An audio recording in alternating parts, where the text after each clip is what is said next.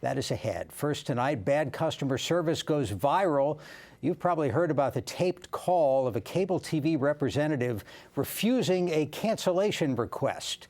And all of us have dealt with situations like that. So how do you get good results in a bad situation? Joining us tonight is Rebecca Bowman, Administrator of the Howard County Office of Consumer Affairs. Thank you for being with us. Thank you for having me. For people who haven't heard the call, I'm not going to play the thing because it's gotten played a lot. Right. But it was somebody taping the call with a customer service rep for Comcast who became sort of argumentative, pushed back, to say the least. Right. Comcast has apologized. But in that situation, I don't know if you've heard the call, what would you have done differently? I simply would have hung up and called back. The chances are you're going to get a different customer service person, at which point you can choose to talk about the experience you just had to let the company know about the issue, or you can simply go ahead and start over again. It's not good customer service, and it's not in a business's best interest for their whole support staff, obviously, to act in that kind of way. So letting the business know about the bad experience you have is very important, because if they at all care about their customer base, they're going to want to make it right for you. I've used the hang up and call back trick. Generally, when you're calling, I forget the type of company, but you're getting a customer service rep who is clearly in another country with limited, not perfect English, put it that way. And for some reason, it tends to be on a terrible connection. Right. Like they don't spring for a little bit of extra bandwidth, so you might understand the person better if there was good call quality. Right. In that situation, you just come up with an excuse. I'm sorry, something just came up. I'm going to have to call you back. Right. And then you hope to get somebody else. Right, exactly. A lot of people have found that actually working with some of the, especially big cable companies or satellite companies, sometimes it's actually better to do business over the net, to get information on the internet, to be able to take your time and do comparison shopping by the information that's given on the web, at least preliminarily. Then if you really find something that you like, there's a way to subscribe that way, and you don't have to deal with another person at all. Other people will find that they can actually get a better deal if they make the phone call, because there is a certain amount of negotiation that the sales representatives can do over the phone. So I always recommend start on the internet, get as much information as you can that way before you make your call. Then you are prepared to talk with the representative about what it is you want and find out what it is they can actually give you. For some things, I've been pushed from the internet to make a call for a specific task, and I bet canceling your service is one of them. We want you to talk to, what do they call them, the retention reps, to see, and I understand, for the business, legitimate idea to make sure that this person doesn't have a concern that we can resolve and keep the customer. Right. It's when they push a little too far. Right. And it's such an interesting story, because there have been reports that the way the retention representatives in that disconnect office are compensated, there's a virtual gun to their head to keep the customer. Yeah, I think that's the case in many companies, certainly not in all companies. And quite frankly, the problems like these are what keep my office in business.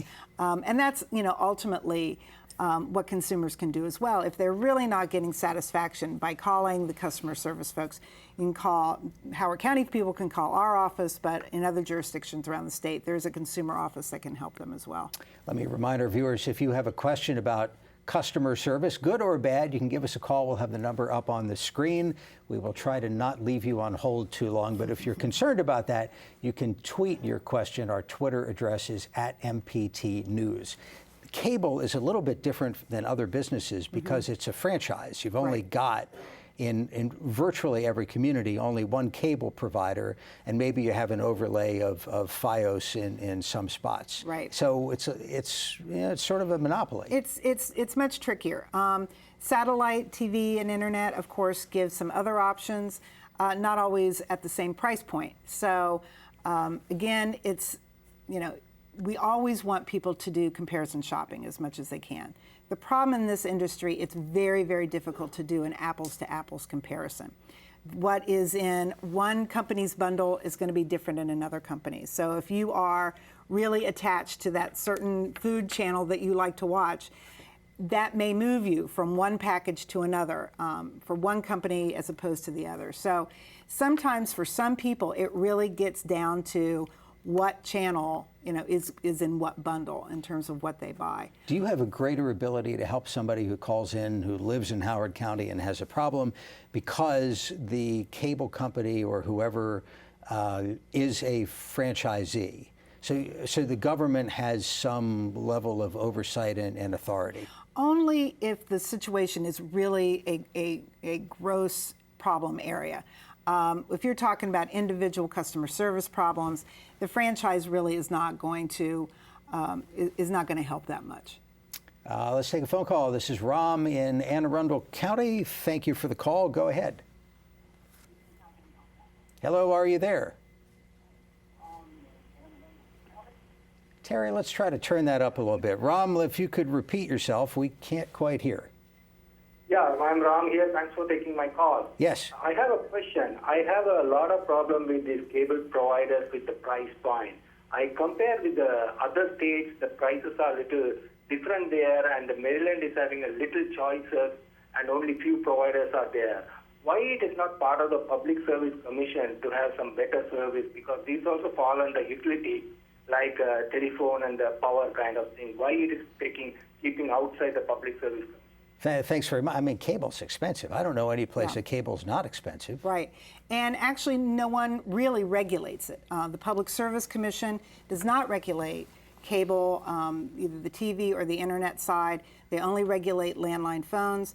The Federal Communications Commission has some regulations that affect cable and satellite communications, but not to the point where you're talking about prices. And so you will see great differences in prices according to where you are in the country. Yeah, one of these days we may get a la carte pricing, where if you don't want to watch ESPN, you don't pay for ESPN. Yeah, that's one of the big kind of battles that's going on out there as to whether there will be some kind of regulatory requirement that cable companies offer a la carte pricing. Is it a good idea, you're in one of these bad telephone calls, let me talk to your supervisor? Sure. Does that work? Well, it's always worth a try, and my experience is that it helps. It doesn't always get you exactly what you want, but usually the supervisors have greater latitude to offer you more or do more to try and correct the situation. Ultimately, if that supervisor can't help, you go up the food chain as high as you can, and if that doesn't work, again, you want to get the government involved. Let's talk to Abbas in Montgomery County. Thank you for calling. Go ahead. Yes, sir. This is not only Comcast practicing this kind of things. Almost all cable providers, internet providers, are doing the same thing, and it is not get government involved. The problem is we have no competition. We have complete, totally monopoly over the cable, and I don't need cable. All I want, for example, internet access in my house, but I realize that if I get cable with it, it would be cheaper for me. Okay, thank you very much for the phone call. Some interesting points there. Sure. In virtually all of Howard County, there is competition? In Howard County, there is competition. There is Verizon that has Fios capabilities, and then there's Comcast. And then, of course, there are the satellite providers who are, I think, particularly helpful for people who aren't worried about the internet part, but are just looking for TV service. And I think the caller is right. I wouldn't say government is the answer to everything either. Competition really would help make this market function better. At this point in time, though, we don't have it, and so that's why, Howard County government at least helps our citizens by providing our services. If somebody lives in another county, they have a problem.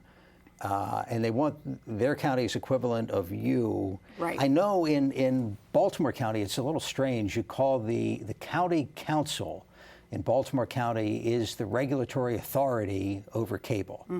I don't know how it is in Baltimore City. There used to be a mayor's office of cable. Not sure they're still there. Each jurisdiction has a cable administrator, and that may be housed in different parts of that jurisdiction's government. Let's talk to Myra in Howard County. Myra, thanks for calling. Go ahead.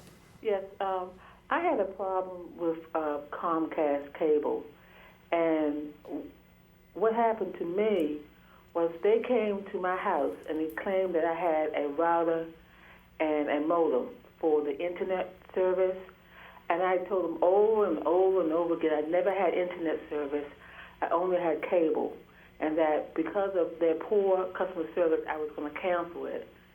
And, you know, after we went round and round, they accepted the fact that I was thoroughly disappointed with Comcast. Now, Comcast, as you know, is a media communication giant. It started out with just it actually took over Howard Cablevision. Now, they've taken over everything, but Right. Okay, but my comment was NBC and this. theme parks and all When I ran into that. a problem about the modem and router, I did my research on the internet and I wrote to the chairman and CEO, Brian L. Roberts, in Philadelphia, Pennsylvania, and he resolved my matter in a matter of 10 days. Wow, great phone call. Myra, congratulations on that. Thank you so much for the call. Good advice? Sure. We love it when businesses actually respond to their customers directly. And so we always urge customers who are having problems to talk to the business first. It's only when they can't work it out in taking that route that they need to contact us. How about tweeting? I've read about that. I haven't tried that. You would have to have some followers on Twitter, I guess, to Right. say whatever company name, you stink. Right. Or Right. you know, why can't you return my phone calls or something? And apparently they keep an eye on it. Yeah, I've heard that can be effective. I think you need to have the social media skills to be able to put out the tweet that is going to get followers and get it trending. But there has always been an avenue for people to exercise their free speech rights when talking about the quality of service they're getting, and that can be very effective in terms of getting a business to respond. What percentage of the calls that come into your office would you guess involve telecommunication services as opposed to other types of business? Are they number one? No, it's not number one. What's number one? Number one in our office actually has to do with landlord-tenant issues. Okay. But second to that would be home improvement issues. Telecommunications is usually in the top 10, but it really shifts around as to where. I would have put car dealerships up there. Thinking about the most frustrating, the all-time most difficult customer relationship consumer issues I've had have been car dealers. Yeah. And it was years ago, and I'm still teed off about it. That's very similar to how other people react to car dealers. I do think people are getting a little bit more savvy as far as buying cars are concerned. I think they're doing their homework ahead of time, and I think people are much more willing to walk out of a dealership if they're not being treated with the respect and the courtesy that they deserve. Yeah, and increasingly they'll quote over the phone, over the computer, which they didn't used to, which makes it easier to shop. One last point on this Comcast call. Sure. I don't know where this person was who taped the call, but the legality of that, I don't know if you have any idea. Just in case anybody has any ideas, I'm not sure you can do that in Maryland. In Maryland, it is a two-party consent state, which means that both parties on the call need to give their consent to record it. That does vary from state to state. All right, Rebecca Bowman of the Howard County Office of Consumer Affairs, thanks for coming by. Thanks for having me. We appreciate it. Just ahead, our next expert does windows. We're back in a moment. Next time, we revisit the Beehive State to get the buzz on updated values in Antiques Roadshow Vintage Salt Lake City. What? Oh my goodness.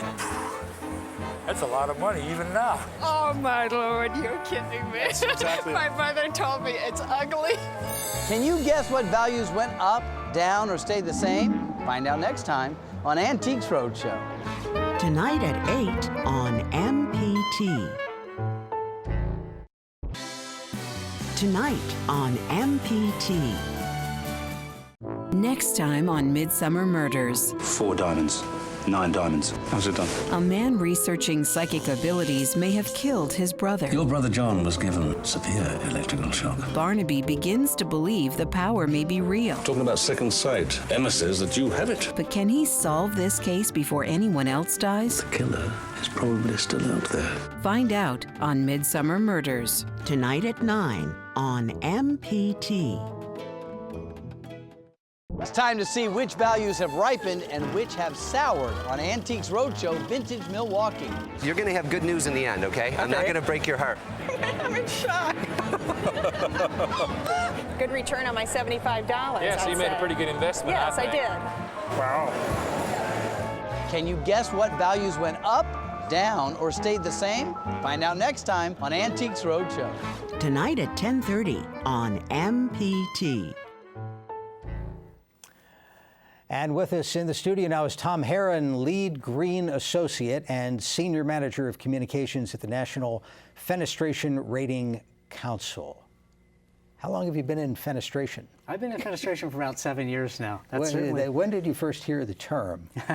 I thought it was like a legal theory of some kind. You know, there are a number of uses for that term, actually. It's also a medical term, and it's certainly not a word that you hear every day. But I've always been involved in the construction industry in one form or another, and so I've known about the word fenestration for a long time. So the NFRC, what do you do? I'm the... what does the organization do? Well, NFRC educates consumers. The most important thing to know is that we serve the public and not the industry. And one of the main things we do is empower consumers who are in the market for energy-efficient windows. Now, it's important to know that we don't recommend products, but what we do is educate people. They can come to us to get the objective, unbiased information they need to make comparisons before they actually make a purchase. You hear ads on the radio, you see ads in the newspaper all the time for replace your windows.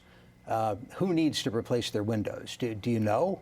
Well, there are a number of reasons people would replace windows, and a lot of times it's because it's not operable anymore. People have a problem opening and closing the window, maybe it's become damaged, and then typically we find that's when people start to pay attention to energy efficiency. They're looking at new windows anyway, so let's make sure that we make the most of our purchase and we get something that's energy efficient. It's going to make our home more comfortable. That's also a big aspect of it. We were talking before the program, and when you were a child, there was a particular window that you thought was the greatest thing ever. I did, and today probably not many people involved with green construction or sustainability or energy efficiency would agree with me. But yeah, my grandparents had single pane aluminum windows, and the ice would literally form on the inside. And I thought it was great because I'd be drawing faces, and you know, here 20, 35 years later, I realized that that wasn't the greatest thing after all. Well, what a fabulous toy. So let's talk about some basics. The piece of a window that you have with you is double, or is that triple pane? What's in there? This is a double pane window. You know, this is a very fun and exciting prop. A lot of people never even get the chance to see something like this. And what's important... Hopefully not, yeah. Right. What's so nice about it, though, is we can learn so much from it, because being a cutaway of a window, it enables us to look and see what's inside. Turn it a little that way, and we'll be the other direction. Keep going. Okay, that's perfect there. Now we can see what's inside. Great. So the important thing to know about this prop is that energy-efficient windows tend to have multiple panes of glass, like we can see here, and they have certain films that go in between those panes. Oh, so what I was seeing wasn't a piece of glass in between. So there's obviously on TV you can see two pieces of glass, but there's something in between them. Right. That's a film that we have in between there. I've never heard of that. What does it do? Well, it helps to make the product more energy efficient. Some windows will even have these certain harmless gas fills that go in between the panes of glass. And I know this is that's a lot of information and it sounds complicated, but it's really not. And our main thing is to help consumers understand how all these components and features work together to create a more energy efficient product.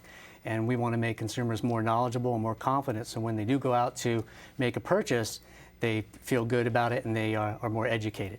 I'm guessing that anybody, say they're buying a new house, they're builder's grade doors and windows, it's still going to be double pane, but maybe not with all the bells and whistles. Well, there's a lot of things that go into making an energy efficient window. There are double pane, there are triple pane, and there are even quad pane windows. how much does it help? Can you quantify it somehow?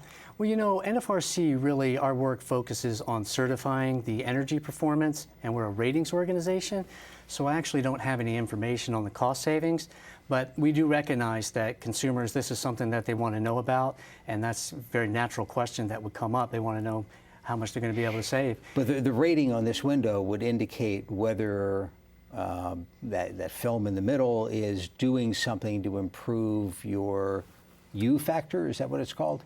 The U factor, right, and that's a measure of heat loss. That tells you how much heat inside your home is literally escaping through the window. And that's really the most important thing to know about all this, is that we have all these different features and components, and they can be assembled in many different ways. But what really matters is the numbers that you find on the NFRC label, because this is what's really going to make your home more energy efficient and more comfortable, like we talked about. You know, the other thing I think when I see something that complicated is that when the baseball comes flying over from the neighbor's yard and cracks one of those panels, it's going to be a whole lot more complicated to replace than your grandparents' window was. You know, there are actually some windows that are impact resistant, and obviously these are very important in Florida. And sometimes you go to certain trade shows and they'll fire a 2x4 right into the glass, and it shows you how it absorbs the impact. Wow. So windows have come a long way since those windows that I was drawing on. Let's take a phone call. This is George in Anne Arundel County. George, thanks for the call. Go ahead. Thank you. Sure. Yeah, I'm wondering if your guest has any info that he could share regarding the impact of the low E or other types of modern window technology that might have on the growing of plants on the inside of the house. Okay, thanks very much. What is low E, first off? Low E is a low emissivity coating, and that's actually a very thin coating that goes on the glass itself, and it helps contribute to the energy performance. We actually don't have any information on how that might affect plant life. All our information is about energy efficiency. Noise, do you take a look at noise? I mean, it's got to help when you have a couple of layers separating you from the highway down the street. There are other organizations that do ratings on the noise. NFRC is all about the energy efficiency performance. Do you have a view of the type of window? I remember talking years ago to a home builder, and there's different types of double hung windows, and the kind that tilt in are way easier to clean because you can tilt it in and clean the outside. But I remember this fellow saying that just because of the nature of the design, they're just not going to give you a tight seal, especially over time. Do you have any view of that? Well, there are a lot of different kinds of windows. The double hung, as you mentioned, there's windows where both areas of the glass will move. The tilt and turn, like you talked about, do make it easier for cleaning. But again, what's really important is, with all these factors, is the numbers that you see on the label. That'll really give you the idea of how energy efficient it's going to be. And it calculates the whole performance of the window, not just the different factors of it. We provide our ratings based on the overall performance. Let's go out to Baltimore City. This is Leroy. Sir, thank you for calling. Go ahead. Yes, thank you. Sure. I have some vintage windows, to say the least. They are the old storm windows. I had a bad experience with these replacement windows, and I was wondering whether the storm windows were still available. So you have everything except that storm window that goes in place of the screen? Yes. Okay, thanks very much. That may be a go to the hardware store. That is kind of, there are storm windows still available. And before we wrap this up, what's the most important thing for somebody to know if they're shopping for new windows? Well, the most important thing to know if you're shopping for new windows is to always look for that NFRC label. That's your assurance that it's been independently tested and certified by a third-party organization. Very good. Tom Herman with the National Fenestration Rating Council. Thanks for stopping by. Thank you for having us. We appreciate it. Thursday at this time on Your Money in Business. Why are casinos closing in New Jersey? What does it mean for the future of Maryland's gambling industry? Join us Thursday night. Thanks for watching and have a good night.